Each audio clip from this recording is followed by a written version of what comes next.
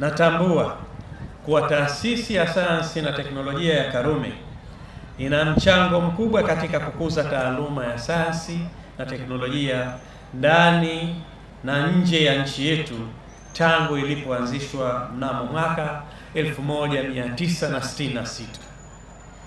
Miaka miwili baada ya mapinduzi matukufu ya Zanzibar ya mwaka 1964. Kwa lengo la kuchochea ukuaji wa sayansi na teknolojia hapa nchini.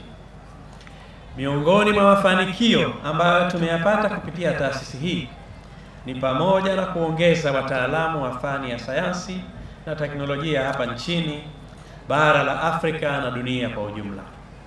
Aidha, nimejulisha kuwa hivi karibuni jumla ya wanafunzi 4 kutoka taasisi hii wameweza kupata fursa ya kwenda kujiunga na mafunzo katika shirika linaloendesha utafiti na uchunguzi wa anga juu NASA lililoko nchini Marekani baada ya kushinda kwenye michujo mbalimbali kama waziri wa elimu alivyotoa taarifa. Hili ni jambo la faraja kwetu ambalo linathibitisha ubora wa taasisi yetu hii na elimu ambayo wanaitoa kwa vijana wetu. Napenda kutumia nafasi hii kutoa wito kwa wazazi wenzetu, walezi na wanafunzi kuhakikisha tunatumia vyema fursa hii ili kuongeza wataalamu katika fani ya sayansi, teknolojia ikiwemo data science na artificial intelligence, ambazo ni fani muhimu sana na zinakuwa kwa kasi kubwa katika dunia yetu ya leo. Nyote mtakubaliana nami kuwa kuwepo kwa tawi hili hapa kisiwani Pemba kutatoa fursa mbalimbali ikiwemo kuwarahisishia vijana wetu kujiunga na masomo ya sayansi na teknolojia wakiwa karibu na makazi yao.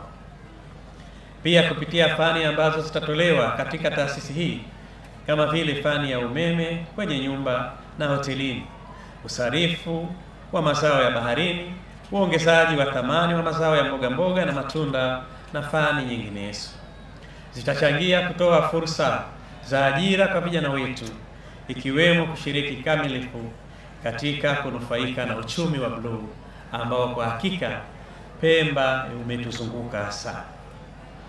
Vile vile taasisi hii itafungua milango ya kuitangaza Pemba kielimu katika nyanja ya sayansi na teknolojia na kuwavutia watu wengi na hivyo kutoa fursa ya kiuchumi kwa wananchi kutokana na wanafunzi ambao watasoma hapa watahitaji mambo mbalimbali ambayo yatachangia kuleta maendeleo ya kibiashara na kiuchumi na kuongeza kipato kwa wafanyabiashara.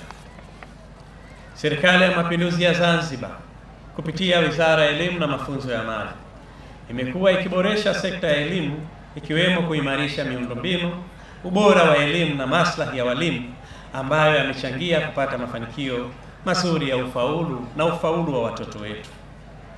Vile vile, serikali imeongeza fursa zaidi kwa wanafunzi wanaoendelea na elimu ya juu kwa kuongeza bajeti ya mikopo ya wanafunzi wa elimu ya juu Zanzibar kutoka shilingi za Tanzania bilioni 11.5 kwa mwaka 2020-2021 hadi bilioni 37.5 kwa mwaka wa fedha 2025-2026, ambayo itawanufaisha wanafunzi 14,495 wakiwemo wanafunzi wapya 4,877 ikiwa ni pamoja na wanafunzi wa ngazi ya diploma ambao pia watanufaika na mikopo hii. Naomba nitumie nafasi hii kumshukuru sana Daktari Hussein Ali Mwinyi. Nakumbuka wanafunzi wa diploma walikuwa hawamo katika eneo la mikopo, lakini sasa serikali hii ya awamu ya 8 chini ya uongozi wa Dr. Mwinyi imewaongeza wanafunzi wa diploma nao wapate fursa ya kukopa na kujiendeleza kielimu.